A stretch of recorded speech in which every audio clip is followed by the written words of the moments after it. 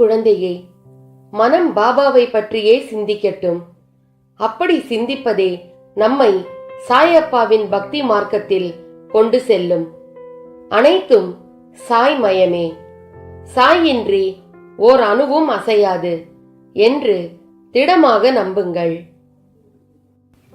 மனத்தினுடைய வேலை சிந்தனை செய்வது, ஆலோசிப்பது. அதை செய்யாமல் மனம் ஒரு கணமும் சும்மா இராது. புலன் இன்பங்களை அதற்கு கொடுத்தால் புலன் இன்பங்களை பற்றியே சிந்திக்கும். பாபாவை அதற்கு பொருளாக கொடுத்தால் பாபாவை பற்றியே சிந்திக்கும். எதற்காக பயப்படுகிறாய்?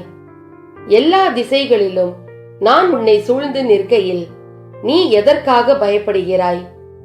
நீ எனது பிடியிலேயே இருக்கிறாய். நானே உனது தந்தை, பாதுகாவலன். உனக்கு துன்பம் நேர நான் எப்படி அனுமதிப்பேன்? உனது எல்லா கவலைகளில் இருந்தும் நான் விடுவிக்கிறேன். உங்களுடைய புத்திசாலித்தனத்தை மூட்டை கட்டி வைத்துவிட்டு எப்போதும் சாயி சாயி என்று நினைவு வைத்துக் கொள்வீர்கள் என்றால் இந்த உலகின் பிடிகளில் இருந்து நீங்கள் விடுவிக்கப்படுவீர்கள். ஓம் ஸ்ரீ சாய் மகாதேவாய நமக. எத்தனை மதங்களோ அத்தனை மதங்களையும் கடந்த நம் சாய் மாதாவை பக்தி மனம் கொண்டு சரணடைவோம்.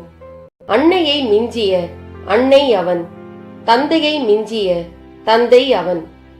உனக்கெது நல்லது, உனக்கெது உள்ளது அனைத்தையும் அறிந்து அவர் கொடுத்திடுவார். ஒரு தாய்க்கு தெரியும் அல்லவா தன் குழந்தைக்கு எது நல்லது எது சிறந்தது என்று. நம் சாய்க்கும் அவ்வாறே தெரியும். எல்லாம் சாய் பார்த்து கொள்வார். எல்லா சுமையும் சாய் சுமப்பார். வருத்தத்தை விடு, பொறுமையாய் இரு. வழி செய்வார் சாய். ஏதோ ஒன்றிற்காக நம்மை காக்க வைக்கிறார் என்றால் நமக்கே தெரியாமல் அதில் 1000 நன்மைகளையும் சந்தோஷங்களையும் தருவதற்காகவே இருக்கும். இதை உணர்ந்து பொறுமையாக இருப்போம். பாபா எது கொடுத்தாலும் அது சிறந்ததாகவே இருக்கும்.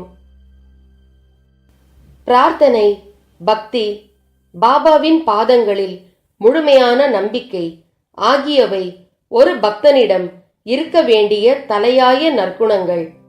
ஆனாலும் இவற்றுடன் அளவற்ற அன்பும் சேரவில்லை என்றால் இவற்றுக்கு எந்த மதிப்பும் இல்லை. பாபாவை பிரார்த்தியுங்கள். உங்களது பிரச்சனைகளை அவரிடம் ஒப்படைத்து விடுங்கள். அதே சமயம் அவரை நேசியுங்கள். பாபாவின் ஒப்பற்ற வடிவத்தை காணும் போது தனது கண்களில் உள்ள அளவற்ற அன்பால் நம்மை அரவணைத்துக் கொள்வார். பதிலுக்கு நாமும் அந்த அன்பை அவரிடம் செலுத்த வேண்டும். அவரது கண்களில் இருந்து நம் கண்களுக்கும், நம்முடைய இதயத்தில் இருந்து அவருக்கும் எல்லையற்ற அன்பு பெருகும். குருவின் கிருபை உதித்தவுடன் உலக வாழ்வு பற்றிய பயமாகிய புதிர் விடுபடுகிறது. மோட்சத்தின் கதவுகள் திறந்து கொள்கின்றன. துன்பமெல்லாம் இன்பமாகிறது. என் நேரமும் சத்குருவின் பாதங்களை நினைத்து கொண்டிருப்பதால் வாழ்க்கையில் தடங்கல்கள் எல்லாம் விடுபடுகின்றன. வாழ்க்கையின் துன்பங்கள் மறைந்து போகின்றன. கடவுள் நீ கேட்டதை தரவில்லை என்று கவலைப்படாமல் கெட்டதை தரவில்லை என்று மகிழ்ச்சி கொள். இருப்பதை கொண்டு மகிழ்ச்சியுடன் வாழ பழகு. இல்லாதவற்றை நினைத்து கவலைப்படாதே. உன்னை படைத்த கடவுளுக்கு தெரியும் உனக்கு எந்த நேரத்தில் எது தேவை என்று. அவன் மேல் நம்பிக்கையுடன் பொறுமையாக இரு. நல்லதே நடக்கும். நீ எத்தனை முறை விழுந்தாலும் தோற்றதாக அர்த்தமில்லை. என்னை விடாமல் பூஜித்துக் கொண்டிருக்கிறாய். என் ஆசீர்வாதம் உனக்கு எப்போதும் உண்டு. நீ நினைவில் நிறுத்திக்கொள்.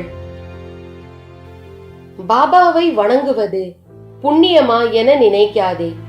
புண்ணியம் செய்திருந்தால்தான் பாபாவை நினைக்க முடியும். கடவுள்தான் மிகப்பெரிய தத்துவம் என்று பேசப்படுகிறது. மிக உயர்ந்த தத்துவம் கடவுள்தான் என்று மகாத்மாக்கள் கூறுகிறார்கள். ஆனால் கடவுளை காட்டிலும் பெரியதாக இருப்பது குரு தத்துவம். நாம் ஒரு சத்சங்கத்திற்குள் சேர வேண்டும். நாம் நம் உடல் ஆரோக்கியத்தை பற்றி மிகவும் அக்கறை கொண்டுள்ளோம். மேலும் பல வகையான பயிற்சிகளை செய்கிறோம். மருந்துகளை எடுத்துக்கொள்கிறோம். யோகாபியாசங்களை செய்கின்றோம். அதன் அழகையும் பராமரிக்க முயற்சிக்கிறோம். ஆனால் மன ஆரோக்கியத்தை பேணுவது குறித்து நாம் எதுவும் செய்வதில்லை. உடலை பொருத்தமாக வைத்திருக்க பயிற்சிகள் இருப்பதை போலவே மனதை ஆரோக்கியமாக வைத்திருக்க ஒரு உடற்பயிற்சி தேவை. ஆனால் இன்றைய நிலையில் பெரும்பான்மையான மக்கள் நமது மன ஆன்மீக ஆரோக்கியத்தை மேம்படுத்துவது அல்லது பராமரிப்பது பற்றி சிந்திப்பதில்லை. நம் மனதை ஆரோக்கியமாக வைத்திருக்க தவறினால் அது மனநோய்க்கு வழிவகுக்கும். உடலின் ஆரோக்கியமும் பாதிக்கப்படுவது போல மன ஆரோக்கியமும் பாதிக்கப்படுகிறது. இது மனோவியாதி என்று அழைக்கப்படுகிறது. மனதிற்கு மேற்கொள்ள வேண்டிய பயிற்சி என்ன? அது கடவுளின் தொழுகையே ஆகும். நாம் ஒரு குழந்தையை வளர்க்கும் போது அக்குழந்தையின் உடல் வளத்தை மட்டுமே கருத்தில் கொள்கிறோம். ஆனால் அக்குழந்தையின் மனப்பக்குவத்தை நாம் கருத்தில் கொள்வதில்லை. நாம் அந்த குழந்தைக்கு ஒரு சத் சங்கத்தை, அதாவது சாதுவின் சங்கம் தர வேண்டும். நாம் இதை ஆரம்பத்தில் செய்ய தவற விட்டுவிட்டு பிறகு கவலைப்படுகிறோம். அந்த குழந்தையோ நல்ல ஆரோக்கியமான செல்வனாக வளர்ந்து நன்றாக படித்து நல்ல வேலைக்கும் சென்று விடுகிறான். ஆனால் அவனின் மனம் ஆரோக்கியமானதாக இல்லை. அது பல விகாரங்களால், அதாவது தேவையற்ற எண்ணங்கள் மற்றும் ஆசைகள் நிரப்பப்பட்டு உள்ளது. அவனுடைய பழக்க வழக்கங்கள் பெற்றோரை வருத்தமடைய செய்கிறது. இதற்கான காரணம் என்னவென்றால், மனதை ஆரோக்கியமாக வைத்திருக்க தேவையான மன பயிற்சியை கற்பிக்க தவறிவிட்டோம்.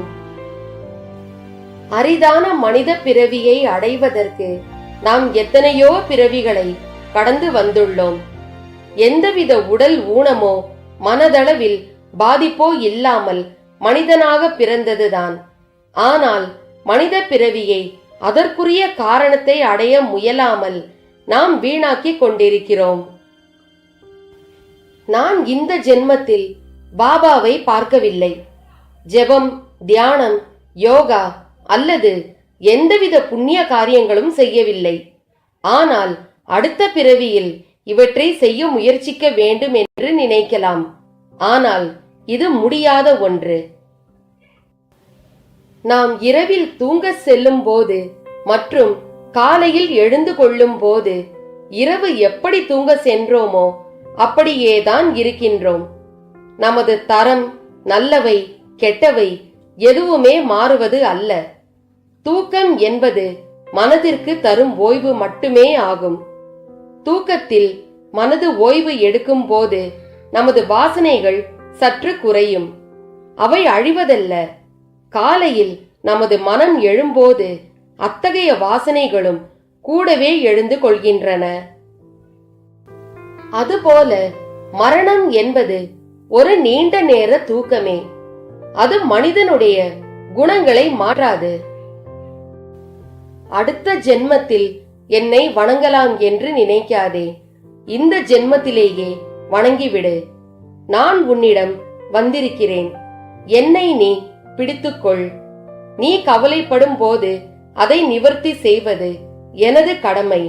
நான் உனக்காக புன்னகைத்துக் கொண்டு உன் வீட்டு வாசலில் காத்திருக்கிறேன்.